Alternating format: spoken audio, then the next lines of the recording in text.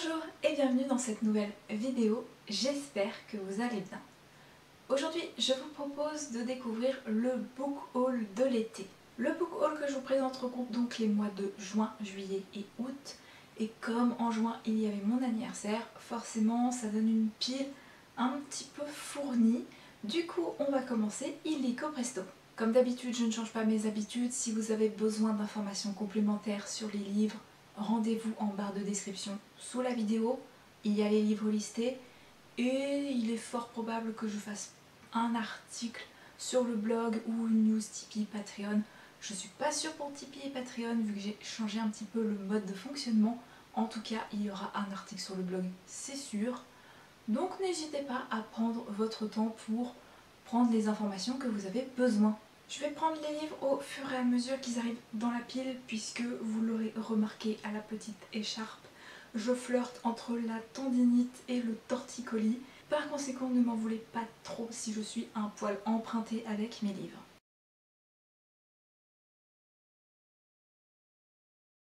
On va commencer avec un livre que je garde précieusement pour le prochain challenge littéraire sur le printemps, le Blossom Spring Challenge, puisqu'on est sur un livre qui se passe au printemps et un livre jeunesse qui me tentait énormément. Et en plus de ça, il partage une collection avec un des livres que j'ai beaucoup aimé cette année, Le merveilleux pays des Snergues. Je vous présente donc Gardien du monde sauvage, le tome 1, L'incroyable voyage de Melissa Harrison, aux éditions Milan dans leur collection Tilt. Pour la petite histoire, nous sommes un matin de printemps avec trois minuscules créatures qui émergent de leur arbre, Mousse, Brunet et Cumulus, qui font partie du peuple caché. Depuis des siècles, ils veillent sur le jardin et ses habitants. Quand leur frêne est frappé par une tempête, ils partent à la recherche d'un nouveau refuge et des derniers membres de leur espèce. Un long voyage commence au cœur d'une nature sauvage peuplée de prédateurs et créatures inattendues, mais aussi d'animaux bienveillants. Il me semble que le tome 2 est prévu octobre-novembre prochain. Je ne pense pas l'acheter à ce moment-là. Je vais d'abord lire le premier, à moins que je finisse quand même par craquer pour le second et lire les deux dans la foulée. On n'est jamais à l'abri d'un petit craquage livresque. Pour ma part, j'étais hyper tentée parce que, comme je vous l'ai dit, j'ai adoré Le merveilleux pays des Snergues et j'avais méga envie d'avoir quelque chose d'un petit peu cosy, cocooning, avec une ambiance un peu petit peuple. Je sais pas, il y a quelque chose qui m'attirait dans la couverture, peut-être les noms des personnages aussi, Mousse, Brunet, Cumulus. Il y a tout un univers, tout un tas de mots-clés qui m'ont appelé forcément, donc je suis impatiente de pouvoir le découvrir.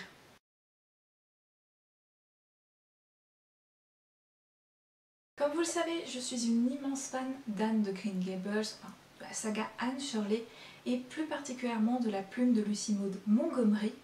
Et pour le coup, j'ai cédé à sa nouvelle trilogie, à savoir Emily, qui est publiée aux éditions Monsieur Toussaint l'ouverture. Pour le coup, voici Emily de New Moon, donc le tome 1, comme je vous le disais, de Lucy Maud Montgomery. Et je vous présente également le tome 2, qui est L'Ascension d'Emily.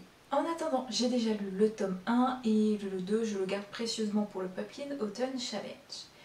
Et qu'est-ce que Emily de New Moon nous raconte? C'est tout simplement, arrachée à son foyer, Emily Bird Star est néanmoins capable de tout endurer.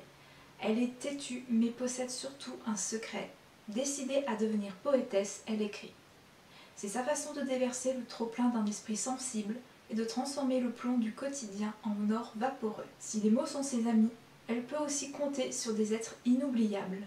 Son attachant cousin Jimmy, Ives et son feu intérieur, ou encore Teddy, le jeune peintre. À travers ce premier tome d'une trilogie irriguée par la vie même de Lucy Maud Montgomery, nous découvrons les premières armes d'une petite fille qui ne souhaite vivre que pour son art. Si vous aimez Anne de Green Gables, enfin Anne Shirley en général, vous allez retrouver la plume de l'autrice, ça c'est sûr. Vous allez retrouver des thèmes qui sont communs. Vous allez retrouver une toute petite patte Anne Shirley à travers Emily, mais il y a quelque chose d'autre.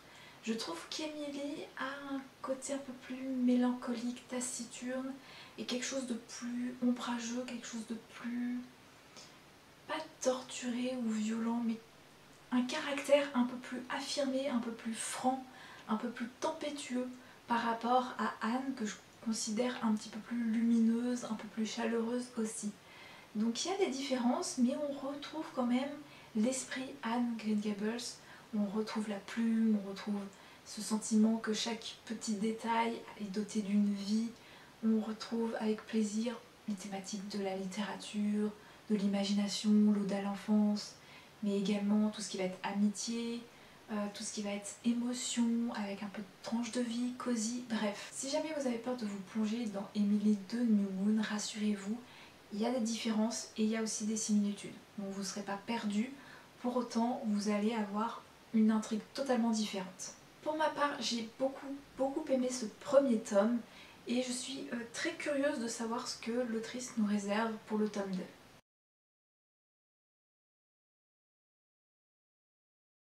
On va partir du côté des graphiques, notamment du manga, à travers une saga dont je vous ai souvent parlé, que ce soit sur le blog ou ici.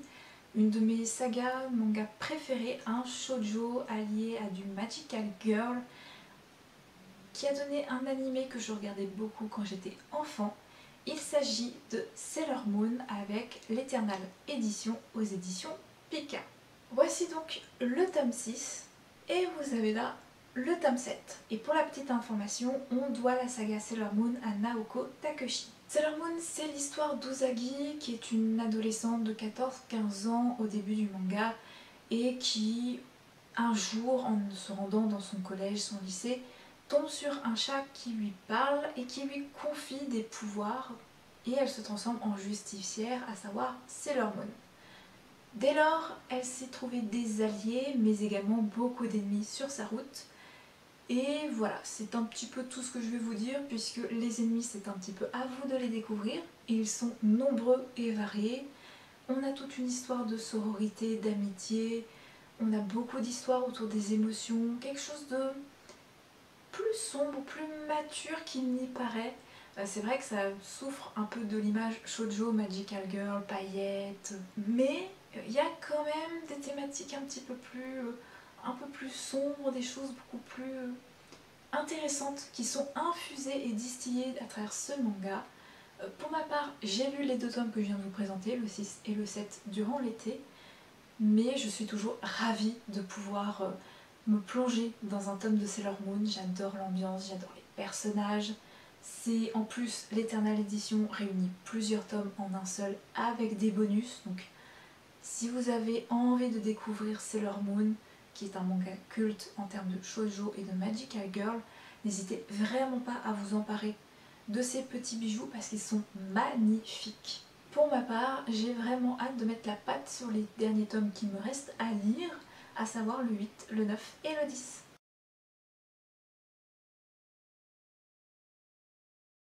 On va continuer avec une petite surprise côté manga que je n'attendais absolument pas du tout. Je suis tombée dessus complètement au pif, je n'ai pas pu résister, le prendre et aussitôt acheter, aussitôt lu, puisque on est là sur une de mes séries préférées en termes de manga, vraiment dans le top 3 absolu. Il s'agit de Fruits Basket à travers la saga annexe qui est Fruits Basket Another de Natsuki Takaya aux éditions Delcourt. Je parle notamment du tome 4 et je vous l'ai dit, je l'attendais absolument pas. Moi je pensais que c'était une trilogie et le dernier tome finissait bien. Mais j'avoue, maintenant en relisant l'avis que je m'étais fait sur les 3 premiers tomes et en regardant un peu plus, on va dire avec un peu plus de recul, ce tome-ci, je me dis, si vous avez les Fruits Basket Another, relisez-le et achetez-vous celui-ci.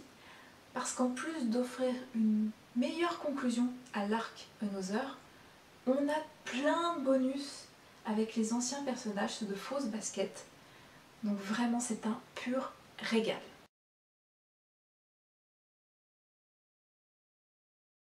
Si vous ne connaissez pas Fruits Basket, on est sur l'histoire de Toru Honda qui a perdu sa mère et qui vit dans une tente pour ne pas déranger son grand-père. Et un jour, elle se retrouve à côtoyer les Soma puisque manifestement le lieu où elle a planté sa tente leur appartient. Et les Soma ne sont pas n'importe quelle famille puisqu'ils sont victimes d'une malédiction. Certains de ses membres se transforment en un animal quand ils sont en contact avec une personne du sexe opposé. Toru va donc partager son quotidien avec Shigure qui est l'esprit du chien, Yuki qui est celui du rat, Kyo qui est celui du chat. Bien évidemment, au-delà de la malédiction à briser, il y a toute une histoire d'émotion, d'amour, d'amitié, de trahison, de coups bas en tout genre, beaucoup d'histoires de vie, de parcours de vie. Donc c'est un manga qui est doux amer, qui est lumineux, qui a beaucoup de messages d'espoir, d'optimisme, qui a beaucoup aussi d'émotions. C'est un vrai ascenseur émotionnel pour ma part. Donc c'est un très chouette manga contemporain, tranche de vie, slash fantastique. N'hésitez absolument pas à vous procurer les éditions collector, en fait celles qui réunissent plusieurs tomes en un, parce qu'ils sont aussi beaux que celui-ci. Quant à Fruits Basket Another, on est tout simplement sur ce qui s'est passé bien après Fruits Basket, genre avec les enfants des personnages qu'on a côtoyés durant Fruits Basket. Donc le mieux, c'est encore de lire Another après la série principale.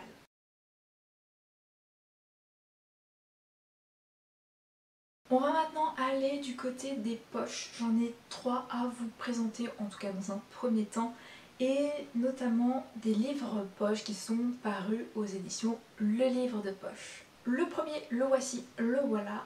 Prospérine, virgule, point et la phrase sans fin de Laure d'Argelot. C'est un one-shot et pour la petite histoire, on est à demi-mot. Petite bourgade sans histoire reposant sur un manuscrit inachevé. Les habitants polissent et réparent les lettres tout au long de l'année. Mais Prospérine, virgule point, qui ne fait jamais rien comme les autres, préfère bichonner ses trompettes à pétales plutôt que de faire fleurir l'empire des points et des virgules. Tout bascule un beau matin lorsqu'elle découvre un corps à l'intérieur de sa boutique. Accompagnée d'Honoré, un citadin exécrable, et de son frère, champion de plongée littéraire, Prospérine va devoir fouiller parmi les secrets les plus enfouis de la capitale pour sauver demi-mot. Et si tout était lié à cette mystérieuse phrase sans fin, laissée en suspens par l'auteur. Ce livre, ça fait un bout de temps qu'il était dans ma wishlist et que j'avais vraiment envie de le découvrir parce que je trouvais le concept de phrases, demi-mots, de points-virgules, bref, il y avait tout plein de trouvailles dans le résumé qui attirait forcément mon attention et j'avais vraiment hâte de pouvoir mettre mon nez dedans. J'étais donc impatiente de pouvoir le découvrir et j'ai profité de sa sortie en version poche pour me le procurer. Ma foi, je sais que je l'ai prévu pour le Pumpkin Autumn Challenge, mais je ne suis pas sûre de pouvoir le lire. Au pire, je pourrais toujours le caser pour le Cold Winter. En tout cas, j'espère vraiment le lire cette année.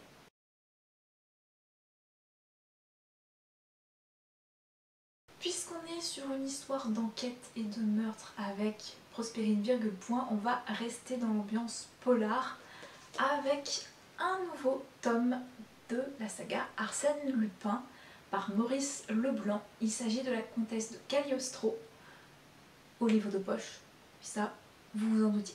J'adore Arsène Lupin depuis très longtemps et je suis en kiff absolu devant ses couvertures. J'ai déjà quelques livres d'Arsène Lupin avec cette édition. J'espère vraiment pouvoir continuer la collection avec parce que j'adore. Visuellement, je kiffe. C'est ici la première aventure d'Arsène Lupin et sans doute eût-elle été publiée avant les autres s'il ne s'y était maintes fois et résolument opposé. Non, disait-il, entre la comtesse de Cagliostro et moi, tout n'est pas réglé, attendons. L'attente dura plus qu'il ne le prévoyait.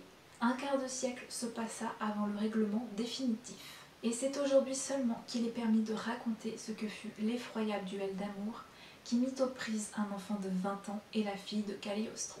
J'ai hâte de pouvoir lire ce texte. J'avais lu une version numérique, mais je vous avoue que la lecture numérique et moi, si encore le livre audio, j'arrive de plus en plus à m'y faire, la lecture sur ordinateur en tout cas, reste un petit peu chaotique. Du coup, je l'avais lu, mais j'étais pas si attentive que ça, pas si interpellée.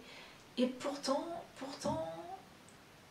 j'ai beaucoup aimé l'histoire de la comtesse de Cagliostro, donc hyper ravie de l'avoir en format papier. Je vais pas le lire dans l'immédiat, puisque je vous l'ai dit, j'avais lu une version numérique, Mais ce que j'aimerais beaucoup faire, c'est attendre quelques mois, années, d'avoir l'autre roman d'Arsène Lupin sur la comtesse Cagliostro, histoire de pouvoir réunir les deux aventures.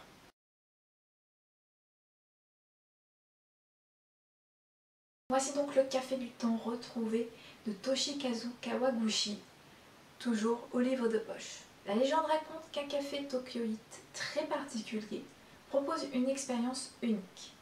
Voyager dans le passé, une idée qui séduit les clients. Ainsi, Gotaro voudrait-il revoir un ami décédé il y a plus de 20 ans, Yukio dire à sa mère combien il aurait voulu être plus proche d'elle, Kurata retrouver la jeune fille qu'il aurait aimé épouser, Kiyoshi, un vieil enquêteur, offrir à sa femme le plus précieux des cadeaux. Ici, c'est un roman choral, tranche de vie, avec une ambiance très cosy, un rythme assez contemplatif, une écriture plutôt délicate et en retenue, donc une certaine pudeur. Moi j'aime beaucoup cette saga, j'ai beaucoup aimé Tant que le café est encore chaud, et j'étais très curieuse de découvrir celui-ci parce que là, si dans Tant que le café est encore chaud, on avait 4 récits, 4 femmes, ici on avait plutôt 4 hommes. Donc j'étais curieuse de voir un peu comment ça allait se passer, quelles histoires allaient être racontées. J'avais un petit peu peur en même temps que ce soit répétitif par rapport au tome précédent.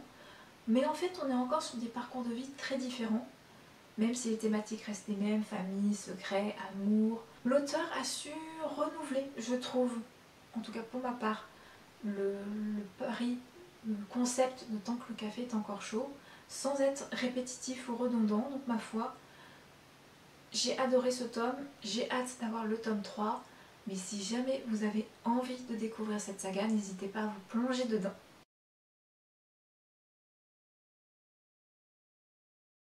Je vais rester sur les livres de poche, mais on va partir cette fois du côté des Folios Junior, et avec une petite histoire assez sympathique à vous raconter autour de ces livres que je vais vous présenter. Je crois que le premier roman que j'ai lu avant d'intégrer la 6e, c'était un livre du club des babysitters. Avant, je lisais beaucoup de bandes dessinées, je lisais beaucoup d'encyclopédies ou de documentaires, enfin beaucoup de beaux livres, non-fiction, bande dessinée. Et je me suis décidée avant la rentrée en 6e d'enfin lire des romans, puisque je savais qu'au collège j'en lirais beaucoup. Et j'ai commencé mon intégration dans l'univers des romans avec le club des babysitters d'Anne Mathieu Martin aux éditions Folio Junior. J'avais beaucoup aimé, en plus je crois que le premier c'était un club des babysitters mystère, le tout premier que j'ai lu, et j'ai continué à découvrir la saga, mais j'en ai lu que quelques-uns parce que les parutions commençaient à se raréfier et il était de plus en plus difficile de trouver des tomes du club des babysitters, en tout cas à l'époque. Ce qui fait que j'ai continué la saga depuis mes 10 ans, donc ça date maintenant, ça va faire 25 ans que je suis la saga au fil de mes trouvailles à travers les brocantes ou les librairies d'occasion par exemple. Et j'ai enfin, c'est officiel, j'ai les 54 tomes du club des babysitters. En effet, j'ai écumé beaucoup de librairies d'occasion, j'ai été très patiente quand même sur le coup pour obtenir cette saga que j'aimais beaucoup. J'adore l'ambiance, j'adore ce côté un peu tranche de vie, j'adore le côté un peu contemporain, tout ce qui est lié à l'enfance, à l'adolescence. En plus, ces romans sont très courts, sont très sympathiques à lire, très rapides aussi, ils sont courts, hein, ils font moins de 200 pages.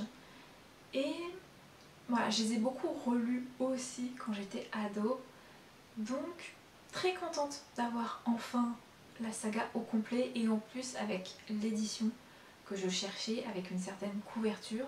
Et je vous présente donc le cadeau de Christie, un cheval pour Mallory et Christie et les champions. Et on est donc là sur les tomes 20, 54, qui est le dernier du coup, et 24. L'histoire du club des babysitters, c'est 7 filles, 7 adolescentes, préadolescentes, qui ont créé un club pour faire du babysitting dans leur ville et on suit tout simplement leur quotidien. C'est-à-dire qu'on a à la fois une intrigue liée à une babysitter, celle qui est l'héroïne du roman en question, mais il y a aussi une ou plusieurs intrigues, soit liées au club en lui-même, soit liées à la famille, soit liées aux enfants qu'elle garde. Donc c'est très complet parce qu'il y a énormément de sujets qui ont été abordés. L'adolescence, l'amour, le remariage, le divorce, le deuil aussi, le handicap, également la neuroatypie à travers l'autisme. Il y a donc eu plusieurs thématiques à travers ces 54 tomes. Donc pour ma part, je suis plus qu'impatiente de pouvoir découvrir ce que me réservent ces 3 derniers tomes. Et ça fait quand même quelque chose de pouvoir se dire que j'aurais lu les 54 en entier, plus les 4 mystères.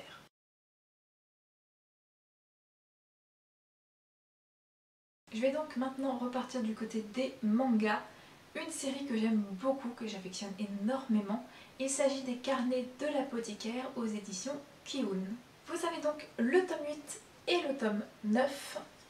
Et si vous voulez savoir tout, le storyboard est d'Itsuki Nanao et le dessin de Neko Kurage. Et pour la petite histoire, on suit Mao Mao, qui est une jeune fille qui est élevée par un apothicaire et qui du jour au lendemain a été kidnappée et se retrouve plein cœur de la cour impériale. Et elle, qui pensait se faire discrète, va se retrouver mêlée dans des complots, des trahisons, des affaires d'empoisonnement. Et elle est finalement repérée par un haut fonctionnaire du nom de Jinchi, justement attiré par ses compétences en matière de poison et de résolution d'énigmes en tout genre. J'aime beaucoup ce manga qui mêle les intrigues, les poisons, le palais impérial. On a quelque chose de très dense et de complet. Pour autant, le rythme, en tout cas c'est une remarque tout à fait personnelle, mais je trouve que le rythme est ni trop lent ni trop rapide. On a juste ce qu'il faut pour avancer les pions petit à petit, comprendre dans quel genre de palais Mao Mao met les pieds, dans quel genre de situation elle peut se retrouver confrontée. Des enquêtes, des énigmes, pas seulement des affaires de poison, mais aussi des complots, des meurtres. Il y a également des histoires politiques, d'héritage. Bref, c'est assez complet. Moi j'aime beaucoup l'ambiance, j'aime beaucoup le personnage de Mao Mao que je trouve absolument génial. J'ai quitté le tome 7, il me semble, avec un cliffhanger des plus passionnants. Par conséquent, je suis plus qu'impatiente et joie de pouvoir me plonger dedans et de savoir ce que les intrigues me réservent comme surprise.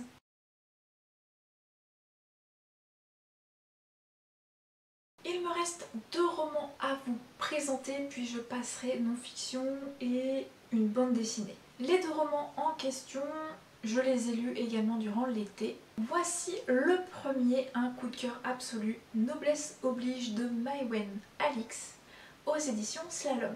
La révolution de 1789 n'ayant pas abouti, la France est dirigée par le roi Louis XXI. La monarchie autoritaire s'assure néanmoins le soutien du peuple en mettant en scène son faste et sa cour dans des émissions de télé-réalité. Noblesse oblige est la plus regardée d'entre elles. On y suit chaque année une poignée de jeunes roturières élues à qui l'on offre la chance de rencontrer de grands héritiers et de faire un mariage avantageux. Gabrielle, secrètement anti-royaliste, apprend qu'elle fait partie des candidates. C'est l'occasion rêvée d'infiltrer la monarchie et de dénoncer ce qui se cache sous le vernis de la cour. Or, ce qu'elle va découvrir dépasse de loin tout ce qu'elle pouvait imaginer. Je profite de ce livre pour faire un petit disclaimer, un petit avertissement. Ne pensez pas que, avec une aussi jolie couverture, le côté un peu paillettes, festif, court, le fait que ça vous rappellerait peut-être de près ou de loin la sélection, ne faites pas l'erreur de mésestimer cet ouvrage, puisqu'il y a quand même des avertissements en début d'ouvrage. Il n'est pas fait pour tout le monde et il n'est pas à mettre entre toutes les mains. C'est pas un roman jeunesse, c'est quand même un roman young adulte avec des choses qui se passent qui sont plutôt violentes et assez sombres. Comme je vous l'ai dit, je l'ai lu cet été et c'est un coup de cœur. J'en parlerai forcément sur mon blog, mais vraiment passionnant. C'est un récit dystopie, uchronie. Il m'en fallait pas plus pour craquer. Je suis très contente de l'avoir eu aussi pour mon anniv parce que clairement il est intéressant, captivant, avec un rythme effréné. En plus de ça, l'objet livre est quand même très chouette. Donc j'avoue une excellente lecture. Si vous n'avez pas pu le découvrir, je vous encourage, si vous êtes curieux par rapport à la dystopie et par rapport à l'Uchronie. Moi en tout cas, je surveillerai de près d'autres récits de Maïwenn Alix parce que j'ai bien aimé sa plume et je suis plutôt curieuse de savoir ce qu'elle a écrit d'autre puisque je sais qu'elle a écrit d'autres livres.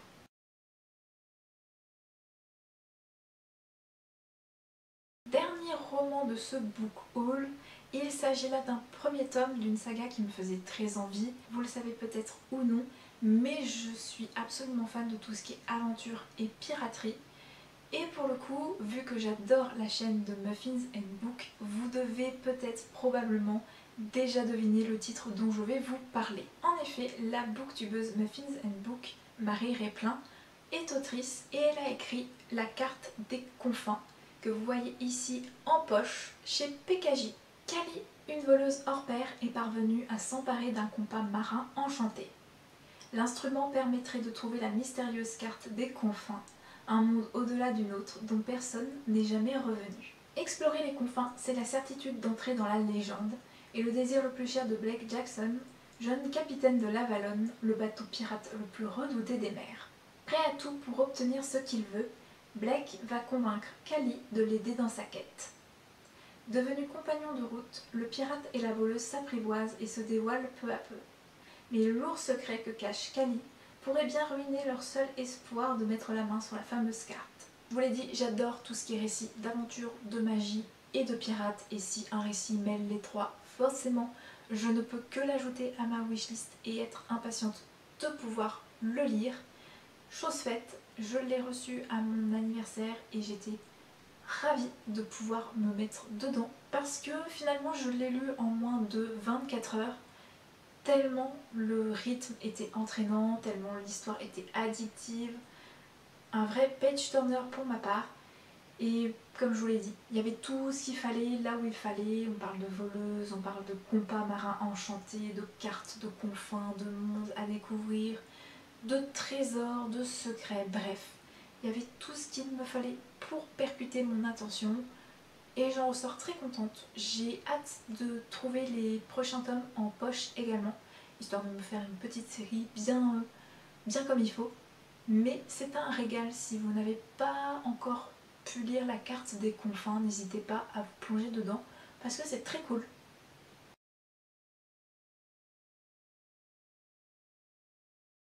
Tant que j'ai la caméra sous la main, je tiens à préciser que j'ai fait un petit oubli par rapport à ce que je vous ai dit sur le book haul. Je l'ai retrouvé, il s'agit des Noces de la Renarde de Florian Soulas aux éditions Pocket. 1467, Japon. Ikari, une kitsune, vit avec ses sœurs dans une forêt peuplée de petits dieux.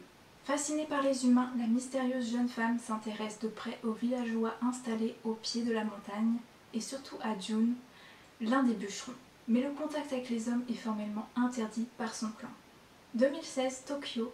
Mina a le pouvoir de voir et de côtoyer les yokai, esprits et monstres du folklore japonais. Solitaire à cause de ce don qu'elle doit cacher à tous, la jeune fille ne se sent pas à sa place dans la société.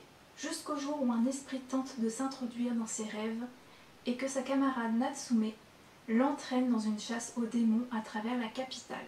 Deux univers se croisent, deux destins s'entremêlent entre quête d'identité et désir d'émancipation. Je suis très impatiente de pouvoir le lire parce qu'il me faisait envie depuis sa sortie grand format chez Scrineo.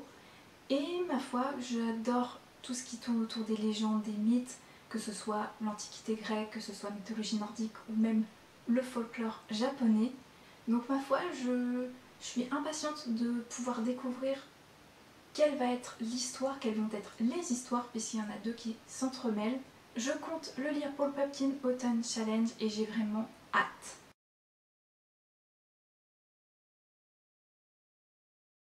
Il me reste donc 3 livres à vous présenter et je vais commencer par la bande dessinée.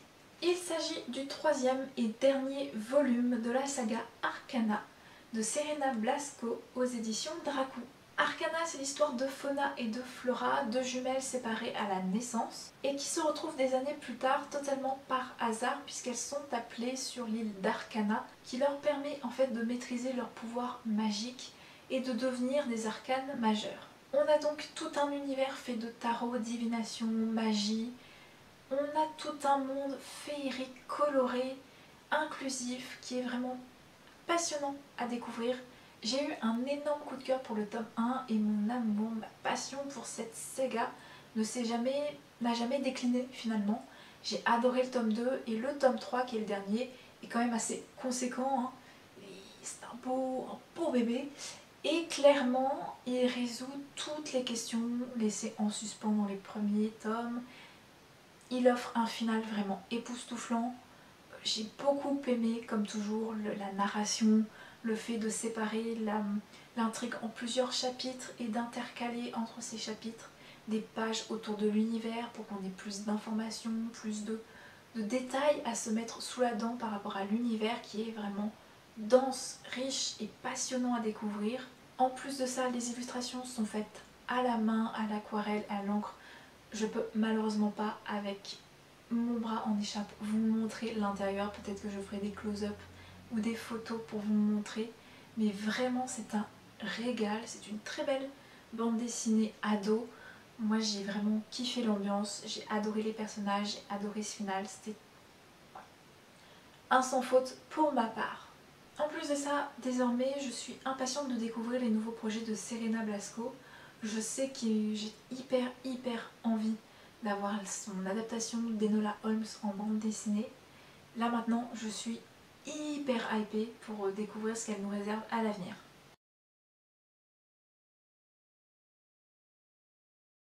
Les deux derniers livres que j'ai à vous présenter sont des ouvrages de non-fiction, donc des documentaires, et pas fait exprès, mais ils ont la même thématique en fait.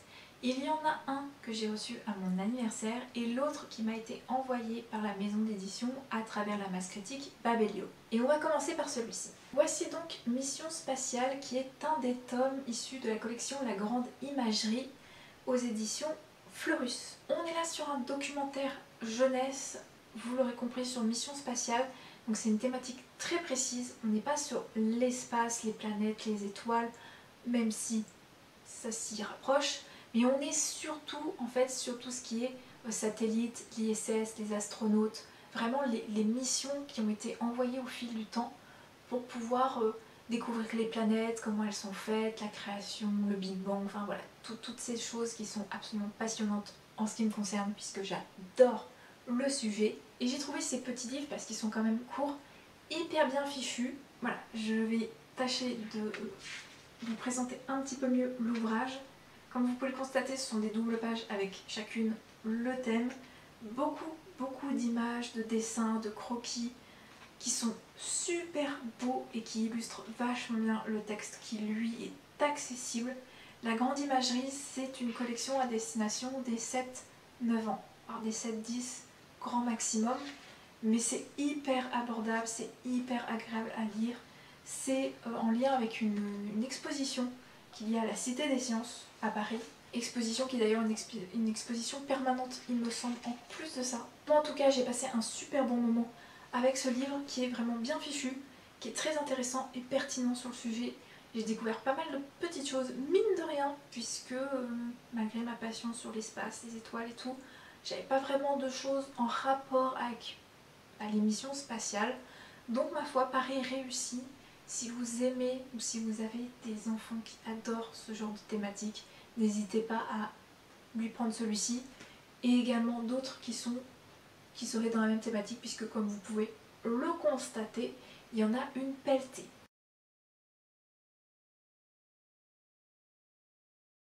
L'anthologie illustrée de l'univers mystérieux par Will Gatter. Et c'était aux éditions Ozu. Ce livre fait partie d'une collection que la maison d'édition Ozu a. Il me semble qu'il y en a un autre sur les dinosaures, un autre sur la terre, tout ce qui est roches, minéraux, ou les animaux. Enfin, regardez parce que vraiment cette collection est magnifique. Pas seulement parce que le livre-objet est splendide, mais aussi parce qu'ils sont hyper bien fichus, on va pas se cacher. En gros, Will Gatter avec ce livre nous propose tout simplement de partir de la Terre, des différentes stratosphères, pour aller de plus en plus loin.